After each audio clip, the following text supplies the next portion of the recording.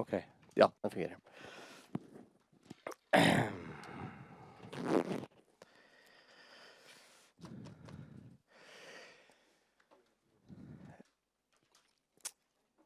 Добро пожаловать всем. Мы очень рады вас видеть здесь сегодня, что вы приехали. Меня зовут Индра Оверланд, и я ответственный за этот семинар. Семинар является частью совместного проекта Московской школы и НУПИ. И Хельге там стоит, он отвечает за весь проект. Но большую часть работы делает Кристиан, который там сидит. И без его тщательной подготовки не было бы возможно все это организовать.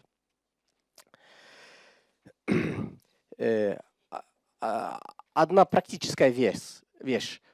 Когда говорим, насколько у нас есть симультанный перевод, очень важно, чтобы все говорили в микрофон какой-нибудь. Тот, который там стоит, или здесь лежат, или там есть еще. Чтобы переводчики слышали то, что мы говорим.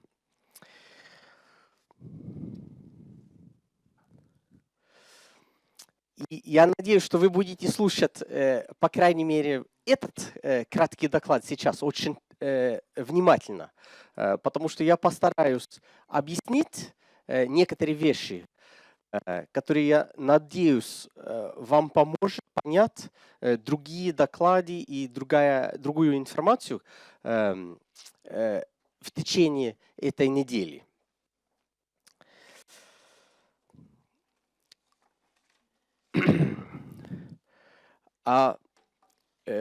Очень важно понять это проклятие ресурсов.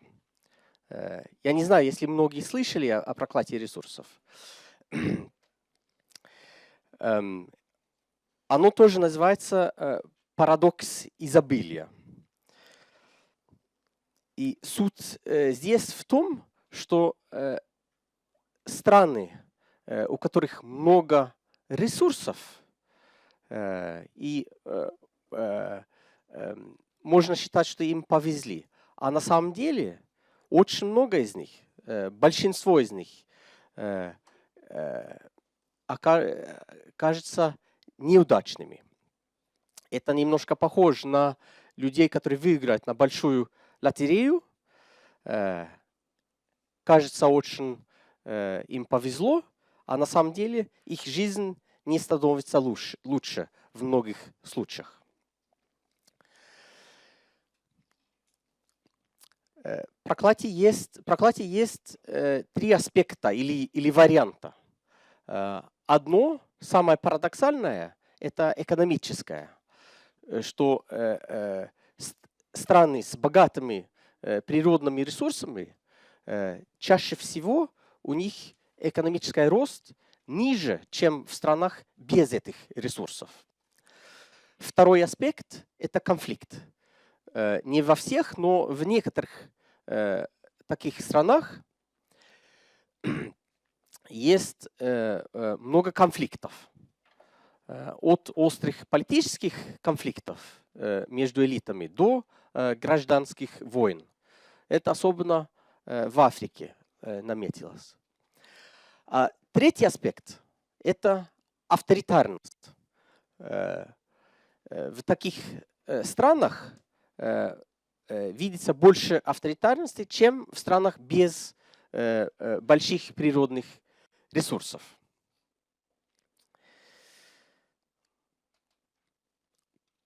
И многие ученые считают, что именно проклятие ресурсов главная проблема России. И что Россия, как страна очень богатая природными ресурсами, что это один из причин, или что это главная причина, под которой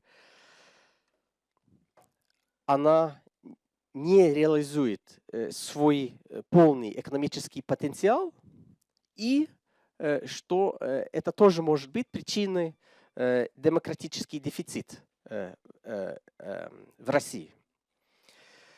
И насколько самый главный доход от природных ресурсов в России от нефти и газа, будем на этом семинаре сфокусировать на нефтегазовые ресурсы и на страны с такими ресурсами. Тоже интересно сравнить другие страны постсоветского пространства. Заметно, что все страны с большими природными ресурсами являются авторитарными или, по крайней мере, не совсем, не полно демократические. Нет одной страной богатой с этими ресурсами, которой можно считать, или которая считается полной демократией. А из стран без таких ресурсов у них тоже проблемы часто с демократией, но в меньшей степени. Тоже интересно, что то есть попытки на демократические революции были в этих трех странах, которые одни из самых бедных по природным ресурсам. И здесь, конечно, две страны, которые тоже не демократические очень, но и тоже не имеют большие природные ресурсы. Это показывает или намекает на то, что это, конечно, не единственный фактор, который появляется на развитии страны. Тоже другие факторы играют роль. А на мировом уровне считается, что есть исключения. Например, Канада и Норвегия. Но это, конечно, не значит, что присутствие больших природных ресурсов и доходов от них не является проблемой для этих стран. Можно, я надеюсь, что увидим на этой неделе, что тоже для Норвегии это вызов, это создает некоторые проблемы для экономии и для политики. Но все-таки ни одной западной демократии или западной страны подвергался сильно к проклятию ресурсов.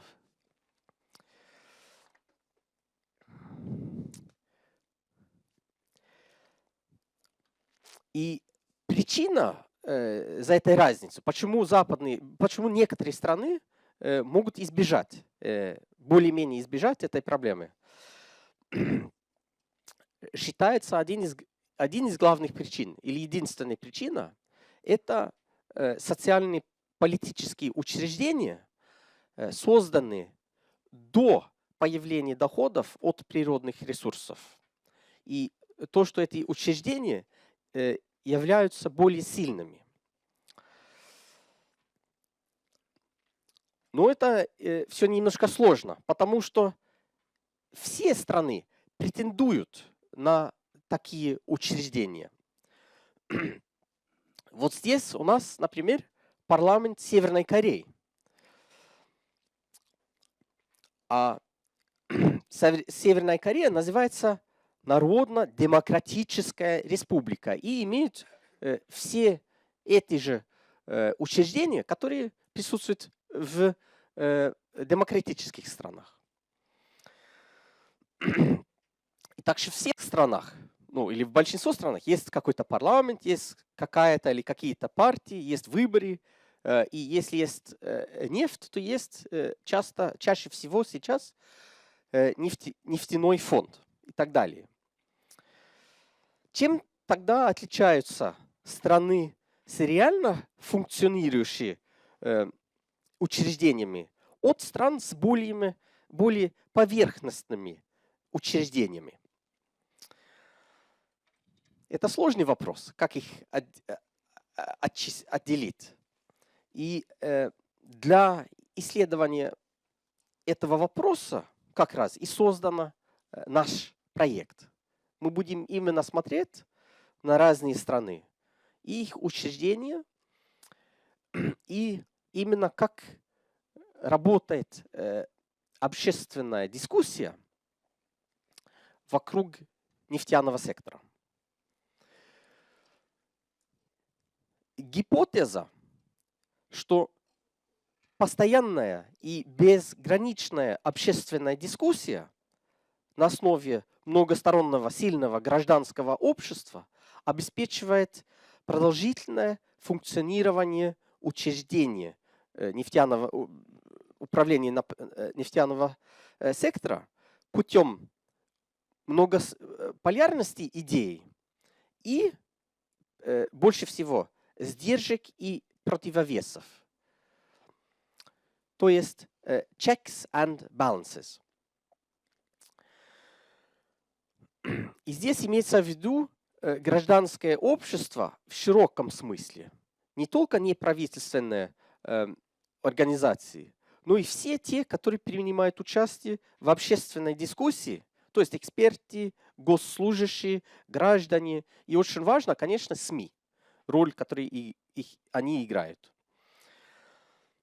И я полагаю, что постоянное взаимодействие всех этих деятелей обеспечивает динамичность и качество учреждением управления нефтегазового сектора.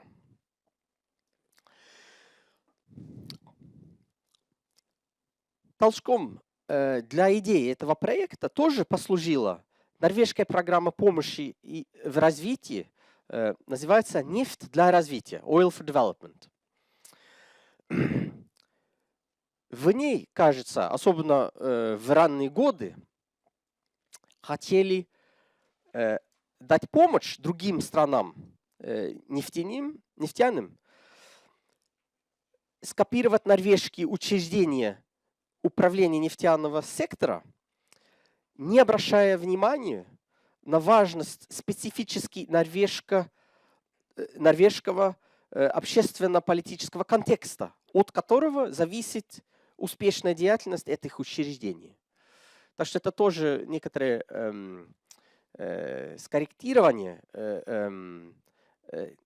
норвежской попытки делиться опытом с миром.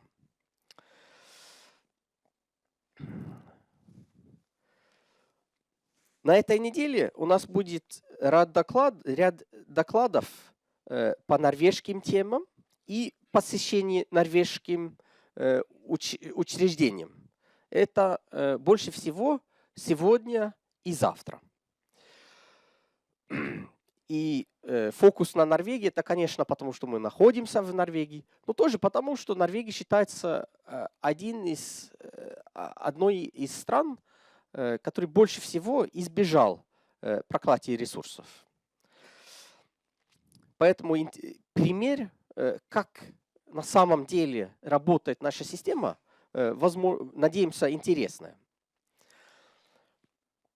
Но тематика проекта глобальная. И в среду у нас будет серия докладов по другим странам в мире. Мы пригласили несколько докладчиков от разных стран, и они будут рассказать, как в их странах функционируют и не функционируют общественные дискуссии о нефтяном секторе. И в последний день, в четверг, у нас будет доклады от неправительственных организаций на глобальном уровне, которые работают именно в этом секторе.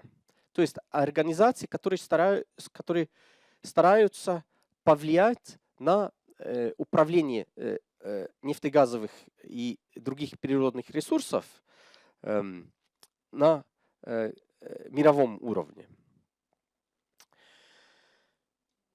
Этот семинар – часть проекта, который длится 3 года. И будет один подобный семинар каждый год из этих 3 года. И в конце проекта будет издана книга на английском и на русском языке на основе этих семинаров и докладов. Спасибо за внимание.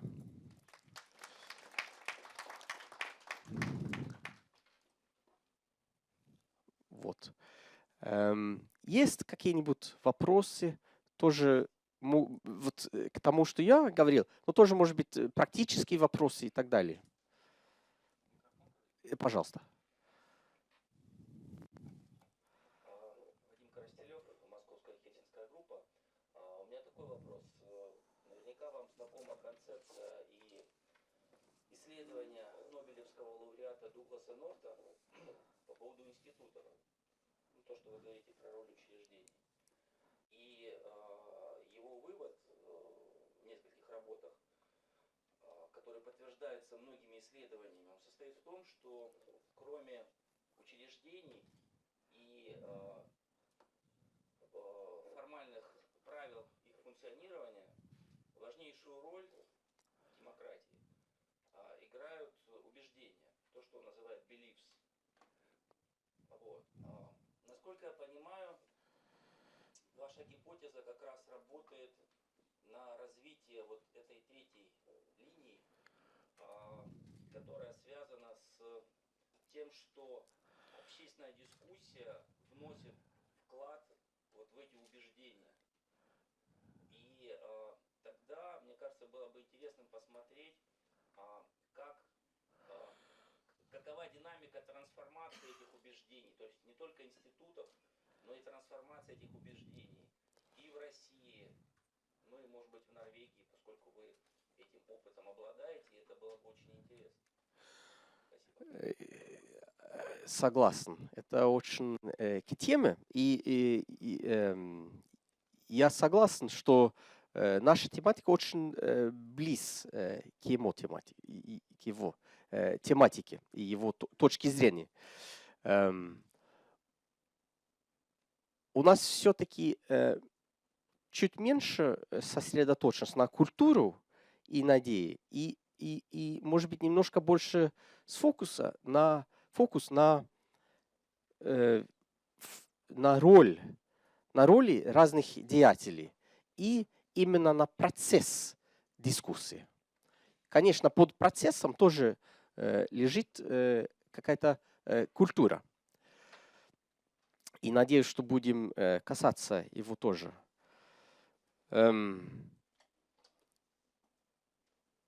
Хорошо. Давайте.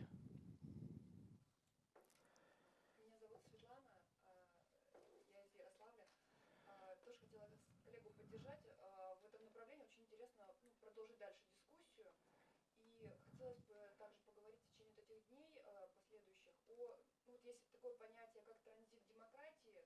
Наверное, можно говорить и о транзите вот этих технологий, формирования таких фондов для других стран.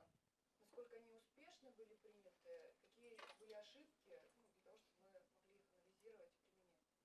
Да, именно об этом будем говорить, об положительных и менее положительных сторонах разных стран и их систем.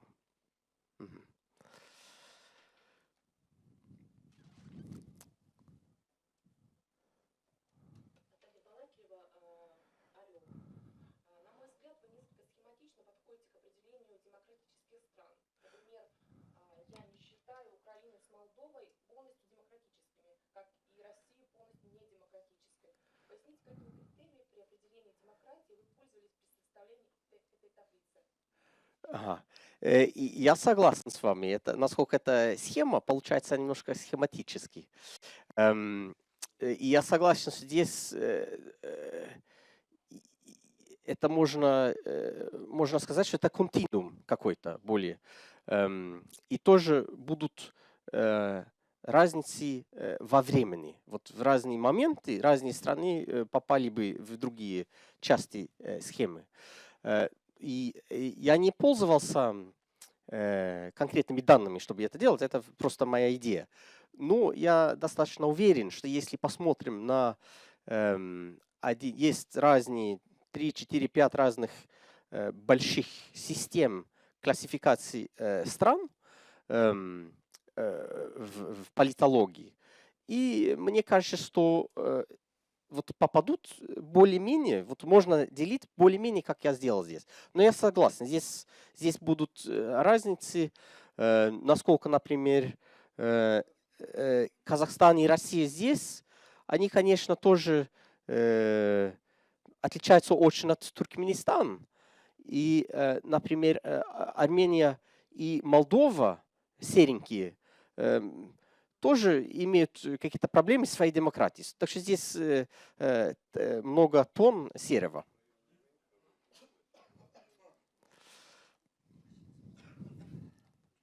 Давайте. Здравствуйте, меня зовут Марина Ющенко, я из Хабаровска. Я хотела бы, знаете, о чем поговорить, может быть, чтобы вы рассказали на последующих вот наших занятиях, здесь сессиях. Мне интересен, знаете, вот какой механизм. А, Поясню. Я приехала с Дальнего Востока, Россия, и ну, я живу в регионе, где у нас находится Сахалинская область, в Дальневосточном федеральном округе. Как раз там реализуются огромные нефтегазовые шельфовые проекты, в которых принимает участие американская компания Exxon. И как бы средства уходят по соглашению о разделе продукции, и вот в рамках этого соглашения, естественно, уходят деньги в федеральный центр и получает средства субъект на развитие. Это у нас на Дальнем Востоке, Сахалинская область, один из самых таких продвинутых субъектов. Мне вот хотелось бы узнать, как в Норвегии происходит, ну, я не знаю, как рассказать, там, вот разделение вот этих средств, полученных от нефтегазовых проектов норвежских, и какую, собственно говоря, пользу они приносят. И мне бы хотелось, может быть, чтобы это было рассказано на примере, может быть, я не знаю, города, может быть, какого-то района, вот прям конкретно, да. Было бы интересно в этом разрезе мне вот посмотреть, для того, чтобы можно было сопоставить и как-то понять, о чем, может быть, можно было бы рассказать, какой пример привести. Здесь вот сидит моя коллега, она вот приехала из Ханты-Мансийска, да, это тоже, в общем, такой субъект. Нефтегазоносная провинция, как говорят, да. Поэтому вот нам было бы вот интересно послушать, каким образом это реализуется в Норвегии, знаете, конкретно. Да, это хороший вопрос. Мне кажется, что будем в течение этой недели касаться этой тематики, но не очень много. Так что можно сейчас потом подумаем сейчас, кто из докладчиков мог бы немножко больше рассказать об этом. Мне кажется, что Улюгю нравится Вик, который, по-моему, завтра будет говорить, что он мог бы рассказать немножко больше об этом. И совсем кратко я могу сказать, что у нас в Норвегии нет разделения, нет таких контрактов, как разделение продукции. И эти контракты пользуются больше в странах, где налоговая система менее развита, где у государства меньше контроля. Это не оскорбительно, но это просто есть такая некая разница. Ну, попросим, по крайней мере, у Люгюна рассказать немножко об этом. Республика Дагестан, Алхаз Узапек. Очень интересные у вас исследования, которые где-то дают повод задуматься над определенными раскладами. Но тем не менее, хотел бы поинтересоваться следующим, как вот предыдущие коллеги отчасти задавали вопросы в отношении влияния культуры и дополнил бы, может быть, ментальностью и национальным характером, насколько вот эти аспекты были вами, может быть, изучены в части еще такой вопрос. Скажите, пожалуйста, насколько вы считаете, сегодня влияет, можно брать, точнее сказать, насколько существенно сегодня внешние факторы в мире геополитических крупных глобальных раскладов с учетом интересов и транснациональных компаний? Есть ли такое влияние на именно те институты, будь правительственные, будь неправительственные, институты гражданского общества в конкретно взятых странах, фактор внешний, как говорится, внешнего влияния?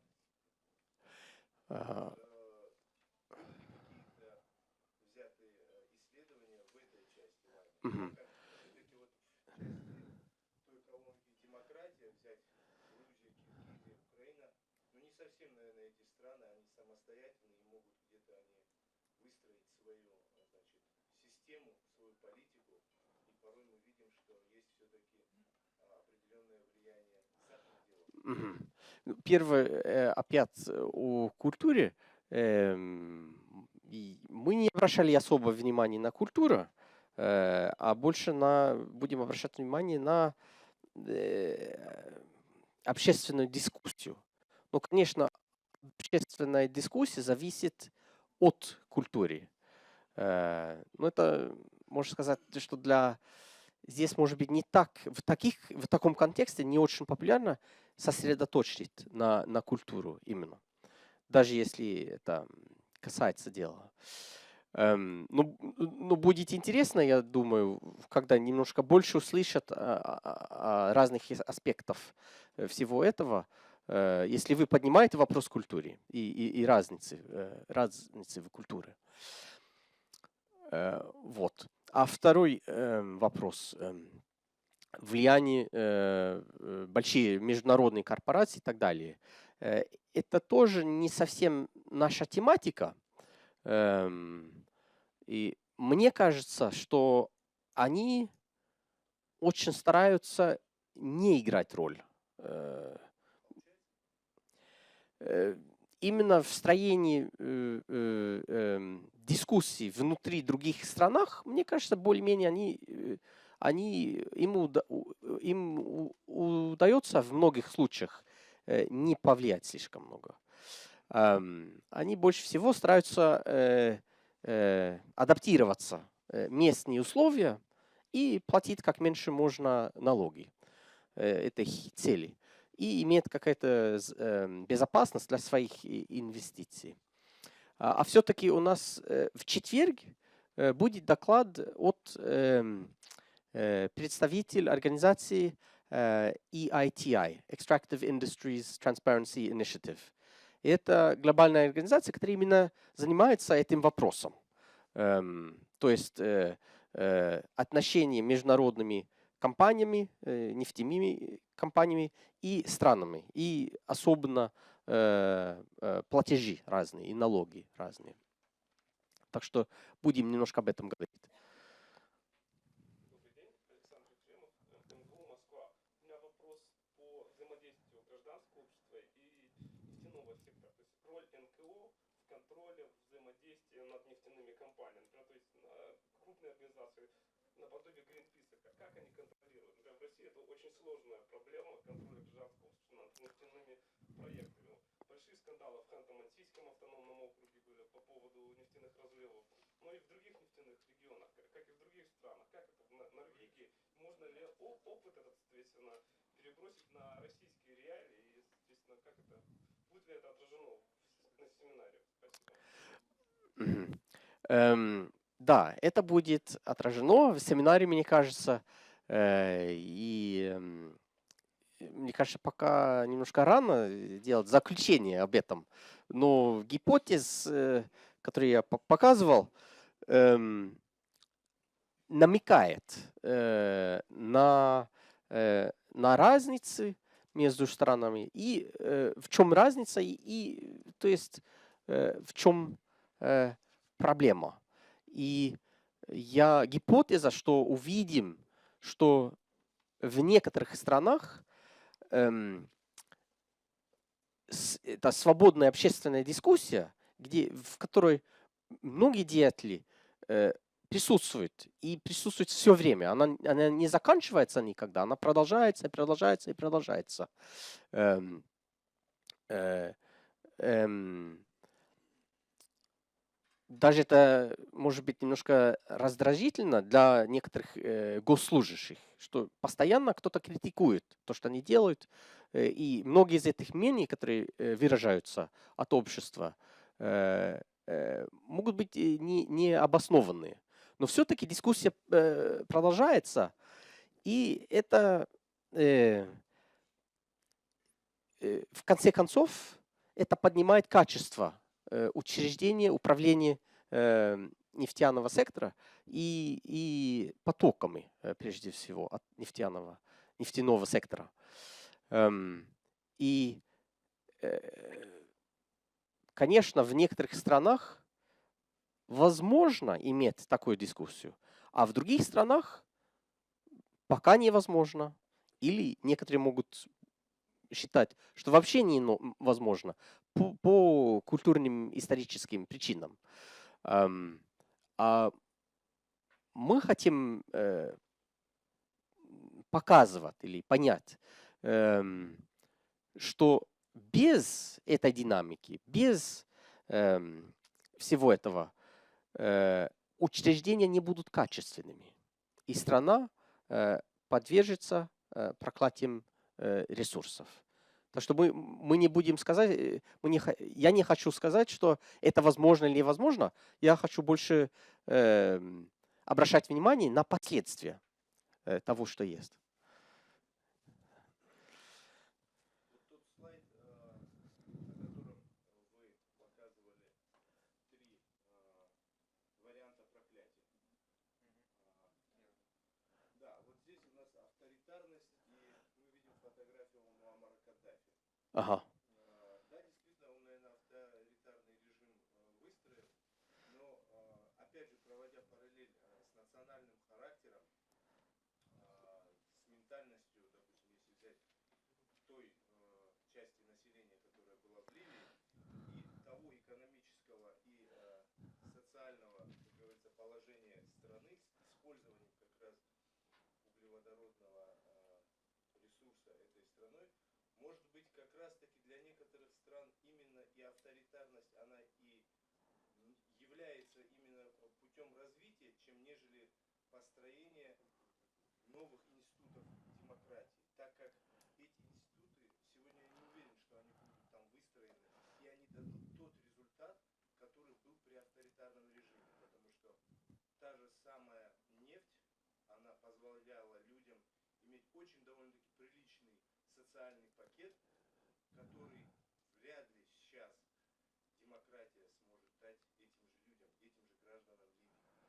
Вот здесь какова панацея, насколько оправдано привитие вот той демократии, может быть, для некоторых стран, для некоторых народов, которая, может быть, для них она чуждая, и не является, может быть, она эффективной в том понимании, когда есть традиционное общество, и мы навязываем какие-то институты демократии для традиционного общества, которые идут в конфликте между собой. Вот насколько вы считаете, что выстроить институты власти, институты общественных организаций, то есть тот общественный контроль, который необходим для принятия тех или иных решений в других странах, насколько это может быть актуально для таких стран, как Ливия, когда уже здесь выстроены, благодаря, может быть, тем или иным, может быть, той или иной кривизне, но благодаря определенному одному авторитету, который, наверное, все-таки, действительно не безгрешен, но в то же время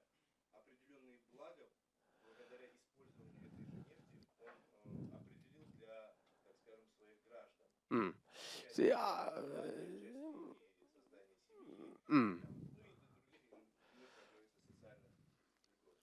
Да, именно считается, что именно этим образом авторитарные лидеры упорятся на нефти. Именно когда делится нефть, то есть доходы с обществом, он подкупает общество. И, конечно, в многих из этих стран, у которых есть большие ресурсы природные, и где, может быть, нет демократии или нет полной демократии, люди живут не так плохо. Но все-таки потенциал не реализуется. Страны, как Ливия, Саудовская Аравия, так далее, Венесуэла, ну, она более демократичная, но все-таки несовершенная, они от своих доходов, это не то, что они не имеют пользу и живут средно в многих из этих стран. А в Канаде, в Норвегии, например, живут не средно, живут самая лучшая жизнь. То есть по всем показателям уровень жизни намного лучше. Но это не то, что в Норвегии больше нефти. Это то, что доходами пользуются более эффективно. Так что здесь идет речь о полной реализации потенциала, который лежит там. А опять другая часть вопроса, опять же культура. И я думаю, что мы будем обсуждать это несколько раз на этой неделе. Будет очень интересно. Но как и одна начинающая для этой дискуссии можно тоже упоминать, что в начале никакая страна имела демократическую культуру. Норвегия тоже не была демократией когда-то, а стала демократией. Так что культура динамична.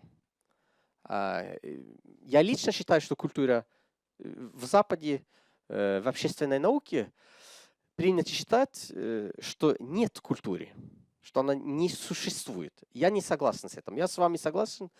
Культура существует, она играет роль, и она разная в разных группах, в разных странах. В этом, мне кажется, мы согласны.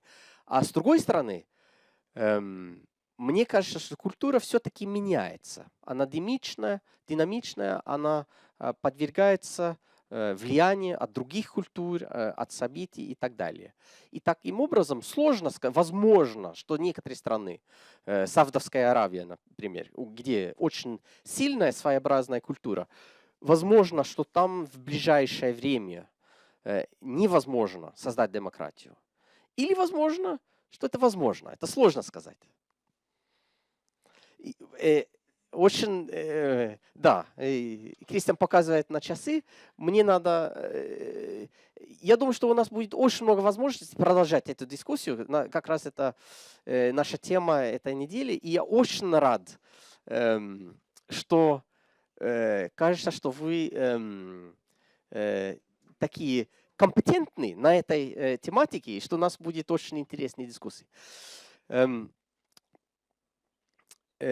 Сейчас я хочу представить следующий докладчик. Он бывший сотрудник на высоком уровне. I'll go over to English now. Бывший закладчик. Okay. A former high-level employee of the Ministry of Finance of Norway, and also participated in founding the Norwegian pension fund, as it is known, which is in practice the Norwegian Petroleum Fund. So he's one of the people in Norway who's seen most of this, the process of creating this fund and how it works.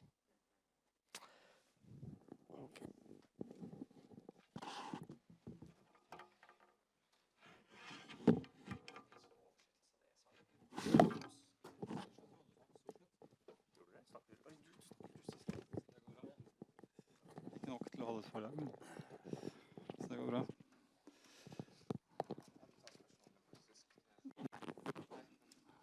Jeg forstår hva han sa, så det gikk greit. Ja. Det får vi...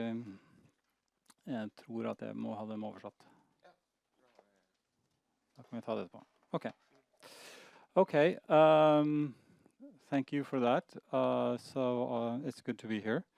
I have to admit that I studied Russian 25 years ago, but I forgot almost everything, so I'll do this in English. My name is Martin Skanke. I used to work for many years in the Norwegian Ministry of Finance as head of asset management. And I also worked 5 years as head of the domestic policy department in the Norwegian, the office of the Norwegian Prime Minister. Now, the last 3 years I've been involved in advising countries with natural resources and how to set up oil funds and how to manage the resources in Asia and in Africa and South America. So I'll try to give a little flavor of some of those international experiences, but then talk more specifically about some of the priorities and lessons that we've had from working on this in Norway. And it will build a lot on the introduction and talk about things like the resource curse and some of the effects and challenges of having natural resources. I thought it was useful just to start by saying a few words on Norway and the Norwegian oil economy. So, as you probably know, we've had oil revenues in Norway since the early 1970s. But it's really only the last 10 or 15 years that we've had this very large inflow of oil revenues. And so this is really connected to two things. One is that in this period we had a long period of high investments, and now is the time for harvesting. And we were lucky that exactly in the period when we were harvesting, the price of oil has been historically relatively high. So it's a combination of those two. So we've had, and I won't go into the details of this because it will take too much time, but just to say that I will describe some problems that are typical of oil-producing countries. And the story you will normally hear is that Norway has avoided many of these problems. And that's not entirely true. We have, I think, handled this period pretty well. But we had some large problems in the 1970s and 1980s with how to manage oil revenues. And the truth is that our economy had lots of problems in the 1970s and 1980s because of bad management of petroleum revenues in that period. So when we have tried to do better, it's really based on our own bad experiences from the 1970s and 1980s. So this says a little bit about the time or the time trajectory of these revenues.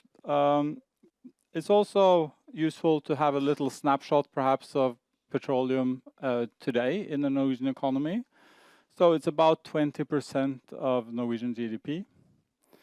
It's about 30% of the government's total revenue, 30% of total investments in Norway, and 50% of Norway's total exports. So this is a very big sector. And I think it's particularly, I think, what has been maybe underestimated in many countries is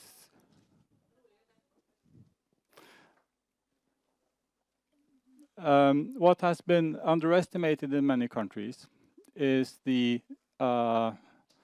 direct effect on the economy of these investments in the petroleum sector and the activity that it creates. So in the introduction we heard about the resource curse.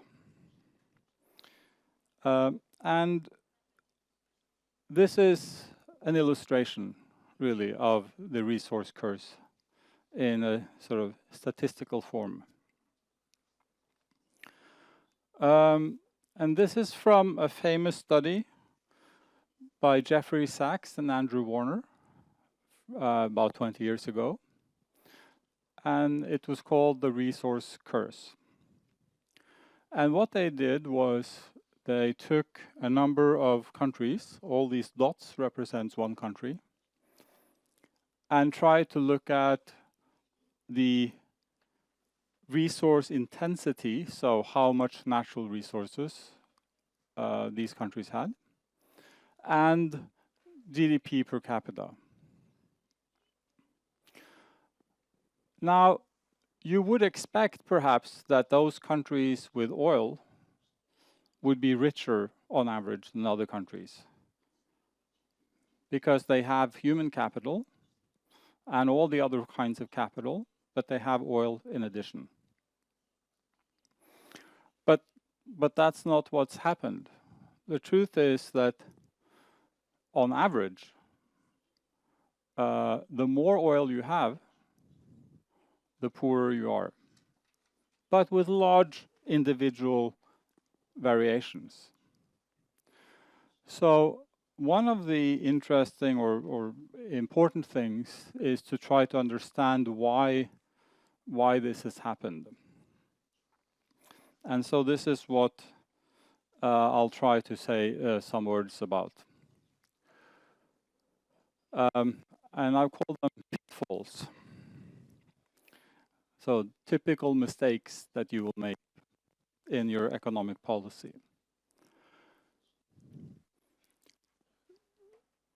So one is lack of fiscal discipline, the way you spend money. Because you have a source of revenue which is temporary, and you're trying to transform it into a permanently higher spending. And often you spend more than your economy can absorb. So instead of getting higher production, you just get inflation. This is a very common problem. And it's led to something called Dutch disease. It's named after the experiences of Holland in the 1960s, when they tried to adjust their economy to a reduction in revenues from gas.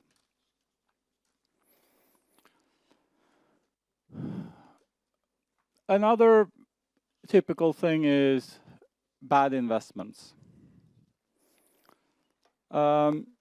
And typically, because you have a lot of money, you start putting money in things that are not really profitable. You buy a dozen airplanes to start a national airline, or something like this.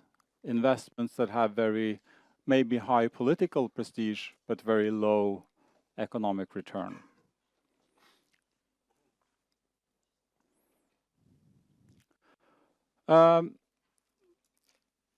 Lots of focus in what we call structural policy. By structural policy, I mean policies regarding how institutions and markets work.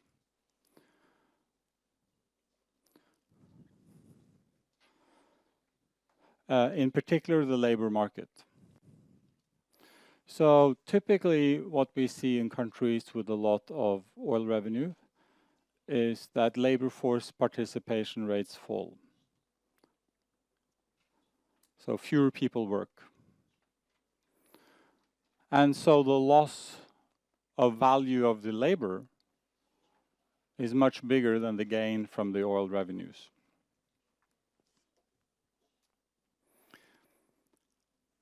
And finally, which was discussed extensively in the previous session, bad governance.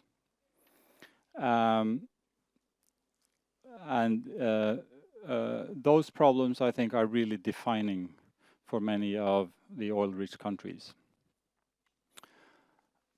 And I think it's important to realize that oil revenues turn the traditional relationship between government and people upside down.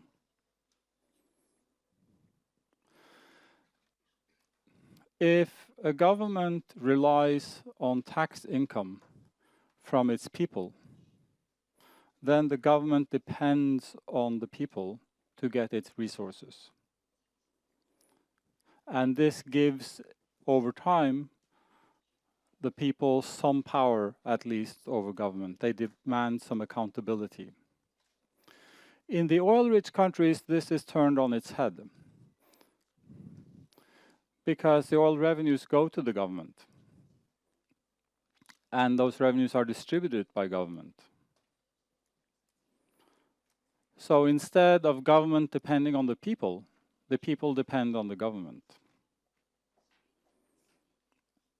And this is what gives these problems of governance and the lack of democratic institutions in these countries.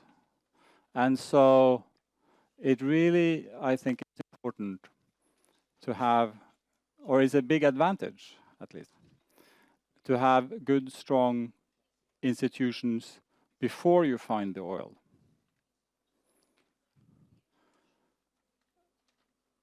Because it's much harder to develop them afterwards.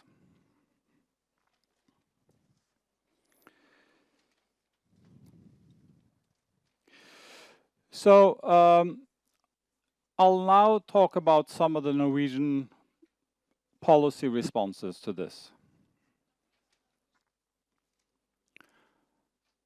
I will not go into much detail because some of it is technical, and I'm sure that there are different experiences in this group. So this will be at a high level.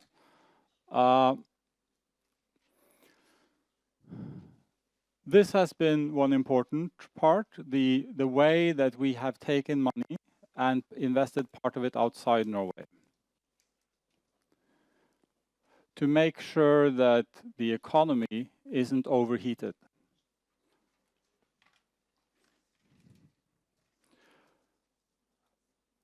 And have a very gradual increase in expenditures. Make sure that we don't overflow the economy with oil money in a very short time, but build up the spending very gradually.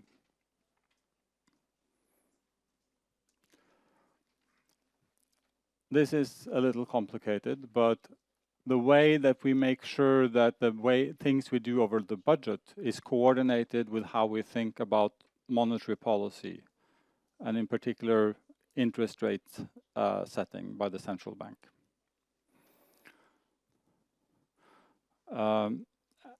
And these two have to be seen in context and make sure that we don't spend so much money that the central bank has to push up interest rates to keep inflation down. That would give a very unbalanced economy.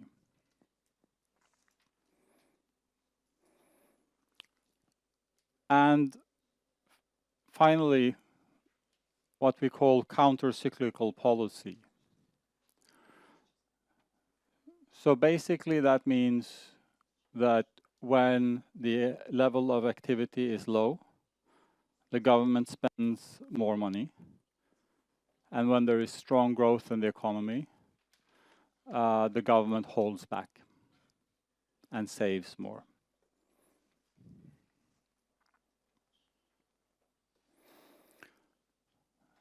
So let me show you two practical examples.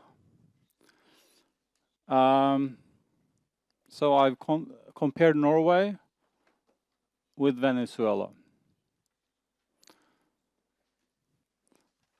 And the blue line shows changes in the revenue of the government. And the red line shows changes in expenditures.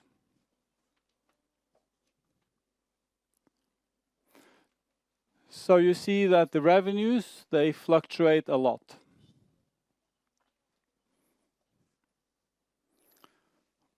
But the expenditure is much more stable. So the idea has been to make sure that all of this variation is not translated into variation in spending.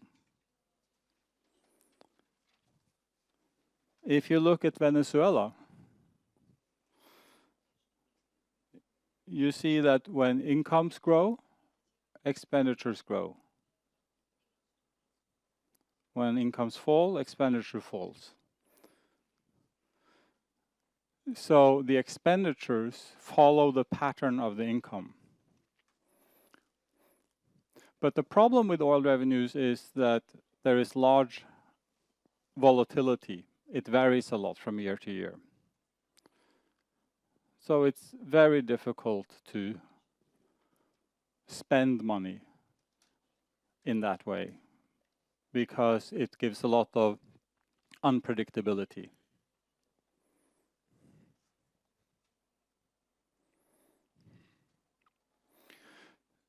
So, some lessons.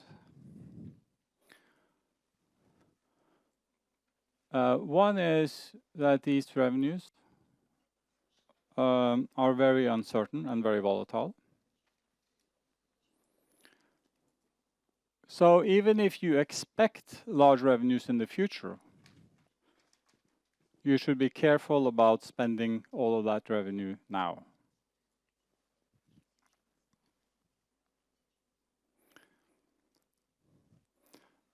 To adjust what we call fiscal policy, which is the budget, the government budget, to adjust it to the current economic situation. As I said, if we have a lot of capacity in the economy, if unemployment is increasing, then we spend more. But it's equally important to be able to cut back when the economy is growing very strongly.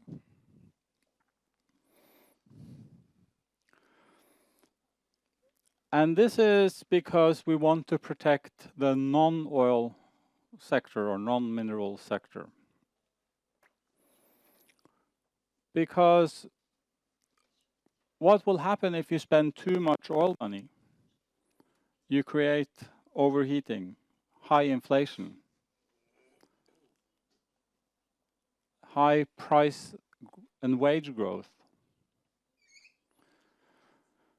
So all of those companies that are not oil companies, they will lose competitiveness. They will not be able to compete in the international market. So your economy will become very vulnerable because it relies more and more only on the oil sector. So if you hold back on the spending of oil revenues, you will let other sectors grow. And that will give you a more balanced economy.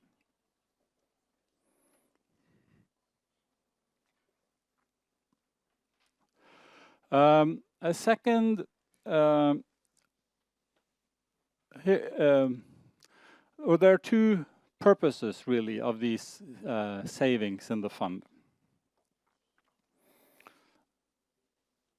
One is what I mentioned already, stabilization. And by stabilization, I mean this decoupling of revenues and expenses. The two examples we saw from Norway and Venezuela. To make sure that the economy is more stable. But there's also a more long-term aspect, which has to do with the fact that these revenues are temporary, and we believe that they belong not just to present generations, but also to future generations. So when we build up a fund, it's also to let future generations take part and enjoy revenues from this resource that has been built up over millions and millions of years by Mother Nature.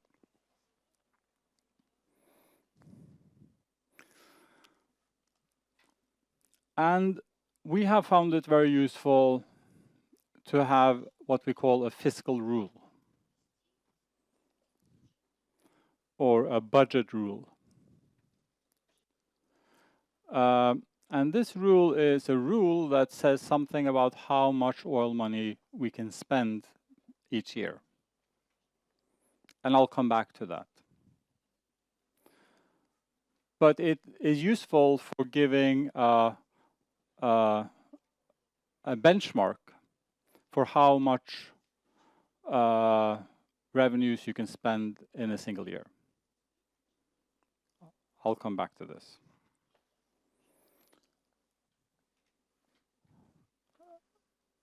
And transparency and accountability is also something I will come back to in a little while.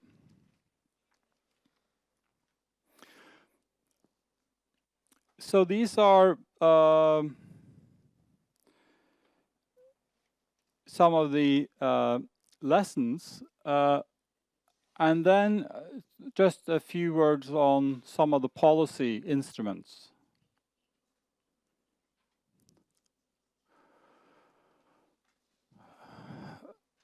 The most important one, of course, is that the petroleum in the ground belongs to all Norwegians through the government. It's not private property.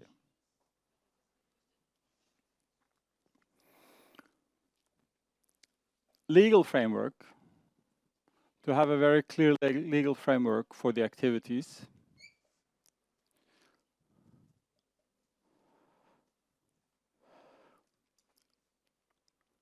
Here I use the word fiscal regime, and it's confusing because it means something different than fiscal in the previous slides.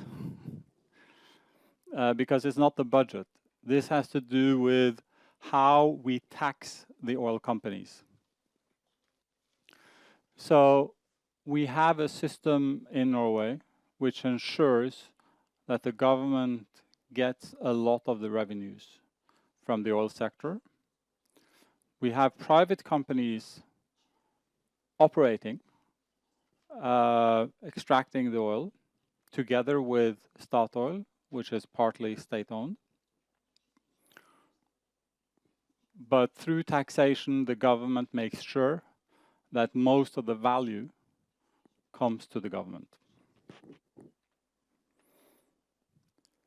And we've tried to be very predictable and stable to make sure that Norway is competitive for the oil companies in comparison with other parts in the world.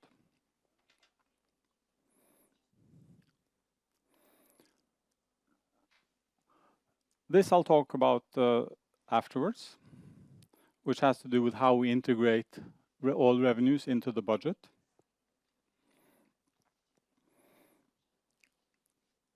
And these are also the fiscal rule and the sovereign wealth fund are also things I'll come back to in a couple of minutes. But I thought it was useful to have one slide, one set of the total policy measures that we have. I'd like to just go back to this issue of the non-oil sector. I think this is frequently overlooked in many oil-producing countries. If you have oil, suddenly everything revolves around oil. And you forget that most of your economy is not oil.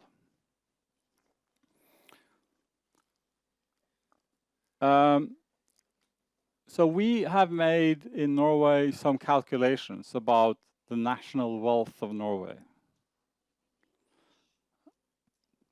We're an oil-producing country, and it's an important part of our income.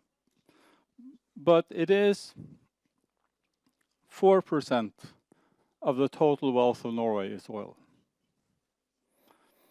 And another 4% is financial capital. A lot of that is in the fund. 11% is what we call real capital, the value of machines and buildings and other production facilities we have in Norway, houses.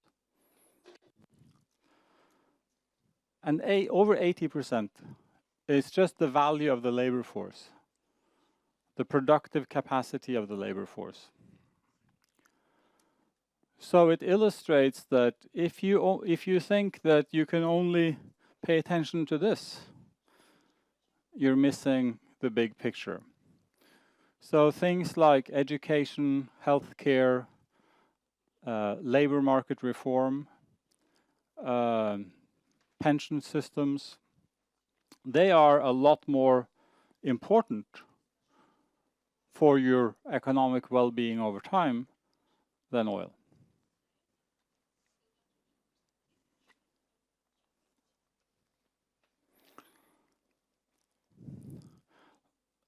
Let me go straight to this one, because I think this is maybe the most important, sort of understanding what the fund is. So let me start over here with the budget of the government.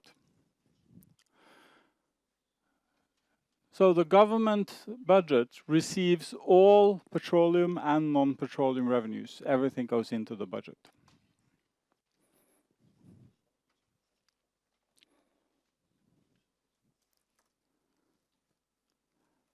Then we take the petroleum revenues, everything that has to do with oil, the taxes that the government, you saw the first graph I showed with all the taxes and government participation. All of that money goes into the fund. Now, the budget finances all public expenditures. So these are expenditures like pensions, health, education, defense, transports, all public expenditures. Now, we took all the revenues into the budget, but we took a large part out to put in the fund. So we're left with a deficit, which is called the non-oil deficit.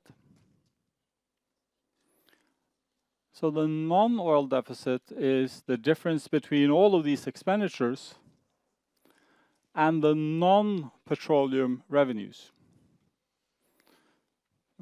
So after we have taken all the petroleum revenues out of the budget, there is a budget deficit. So we take money from the fund and transfer back to the budget. And we transfer exactly the amount needed to finance this non-oil budget deficit. So this means that by definition,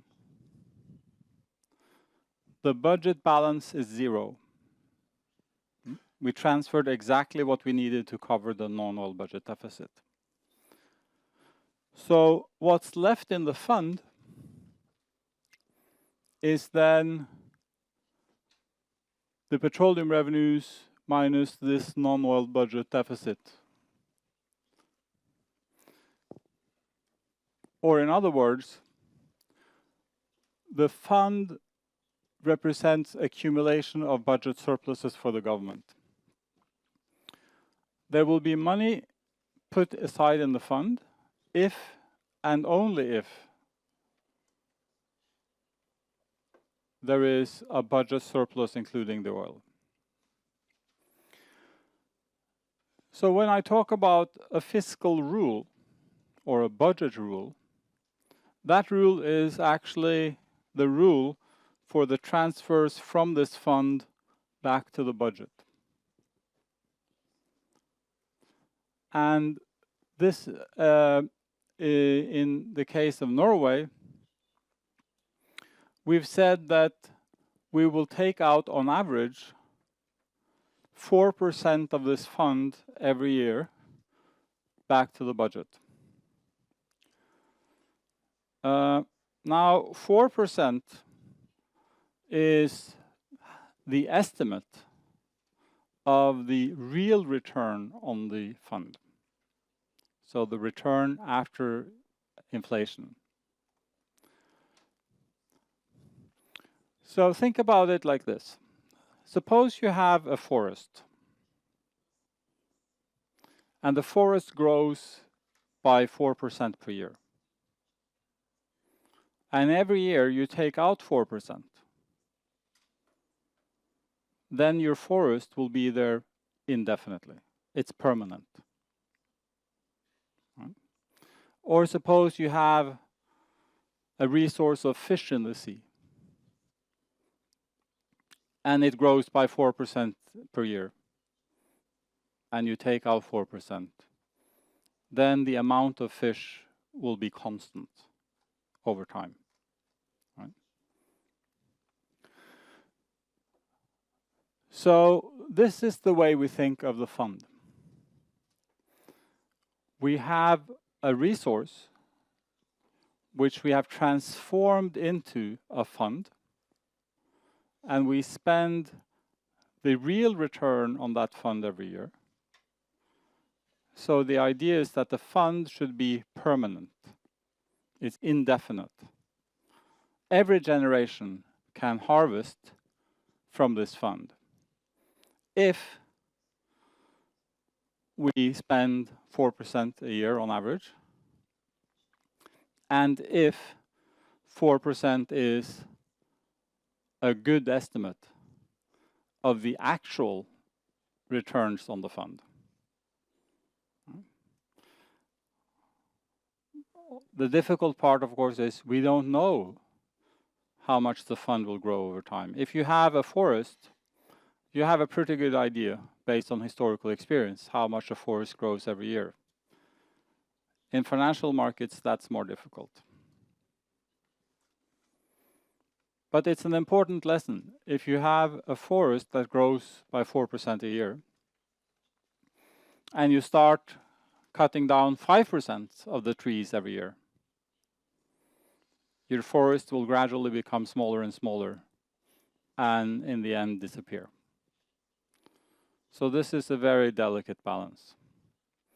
But this is the idea of the Norwegian fund, is really transforming oil wealth into financial assets and just using the returns of those assets over time through this very simple mechanism.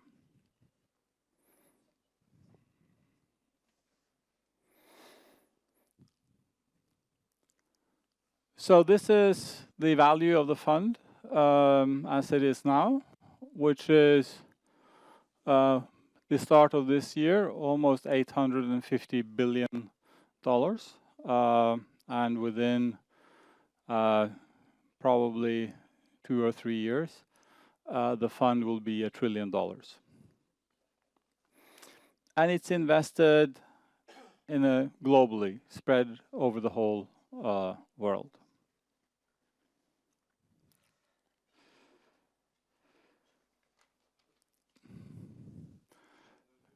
So I added some points on governance and transparency, accountability.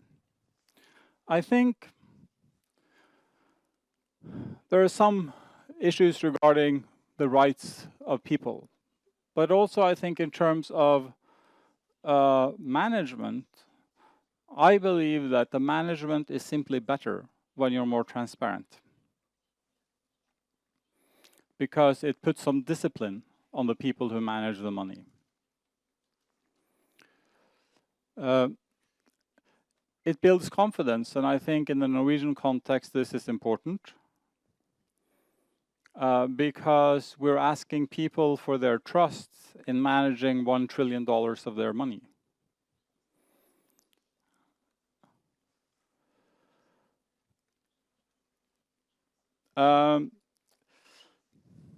And there is some element of accountability, which I think is important. I'll skip these and just think about now So I said in the last 3 years I've been trying to work with governments in other countries on these issues. And some of those countries are very different from Norway. I came back from Kazakhstan last week. I've been in Papua New Guinea, in East Timor, which are of course at a very different place in their development from Norway.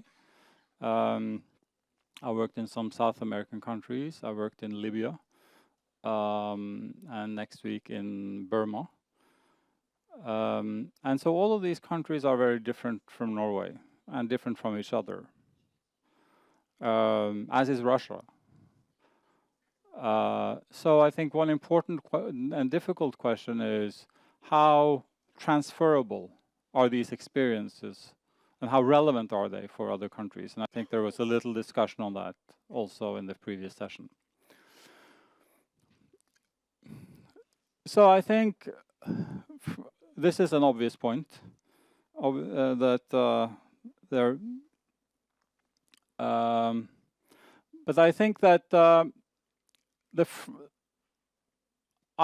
model, the thinking of the macroeconomic implications, thinking that you have these very volatile revenues and you want to create a more stable spending, is universal.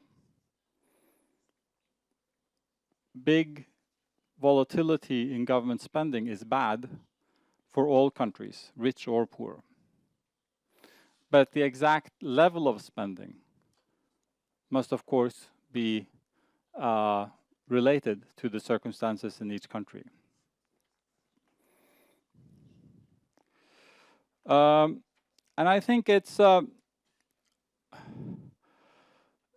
way that it relates to the political institutions is very important. I think if you look at just the asset management part of this, just the finance theory, it's of course the same for any country, because if you invest in a global financial market, then the rules of that financial market apply to everyone. But there are differences between countries. For instance, the role of parliament, which is different. Some countries have more presidential type rule. Some have more parliamentarian type rule. There are big differences with respect to human capital and capabilities. Some countries, like Russia, has, of course, a very highly educated population. Very clever people in your central bank, for instance. If you travel to some of the small developing countries in the world, this is a very big problem. Just finding people to actually manage this is very difficult. So the institutional capacity is very different from country to country. But I think this, well, it sort of fell below the screen.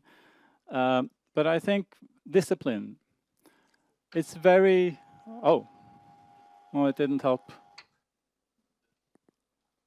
I think this element of fiscal discipline, the fact that it's very tempting when you get these revenues to spend everything. And then saving it for the future requires a lot of discipline. And this is much easier to do if you have more consensus in your political system and less competition. And generally, if there's a high level of conflict in your society, then you have, I don't think it's, but this, it's fine, we can let it be. If you have a high level of conflict, it's very difficult to save, because you think that your political competitors will enjoy the fruits of your savings in the future. When there is more consensus, it is also a lot easier to commit to saving for the future. So it's very, very difficult to have one set of rules that applies to everyone. But hopefully some of these lessons are things that you will see can be relevant for your own experience as well. So I think I'll leave it at that. And then we can have about half an hour or so I have before I have to rush off to catch an airplane. But I'll be happy to listen to or try to answer some of your questions. And if you ask them in Russian, I think I need a translation. If you do it in English, I'll do it in English. Okay, very good. Good start. Thank you, Martin. It was very interesting. Some of the parts of that was done in Russia with a previous minister. Yeah. Right now they spend off Yeah. all the funds. Yeah. But my question is about not that part. So you use the labor market as a main in Norway as a main indication of economical growth, as I understand. So you as far as I know, the taxation is very high in Norway. Mostly the income tax is pretty high. And the question is, why don't you push it down a little? So the low taxation usually is good for investments. There are a lot of, for example, in different states in the United States with lower taxes, they usually have the high investment. So why don't you push it down while having oil revenues? That's one question. And another question is about the global concerns with the oil market and financial market. So what is the deficit of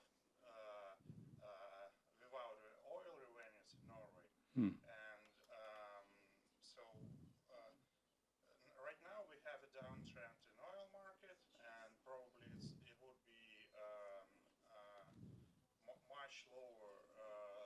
The oil prices would be much lower than in 2007, for example, I guess. And more than that, we probably have a risk of a market reversal in general. This week would show if it is a real reversal or no. So as far as you keep 8,000 shares in 8,000 companies all over the world, I think it's a real concern. So the question is, what is the deficit, and how? So what is the?